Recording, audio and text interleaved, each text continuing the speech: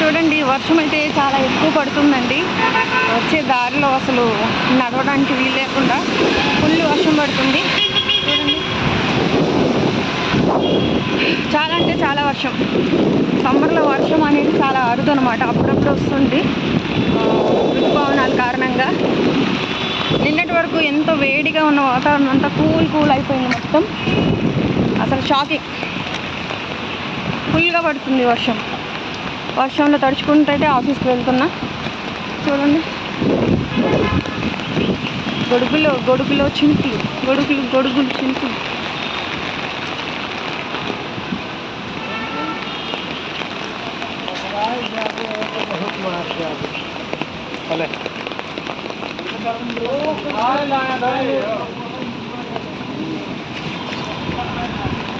ఆఫీస్కి వచ్చే వరకు మొత్తం వర్షం అయితే గట్టిగా పడుతుంది. చూడండి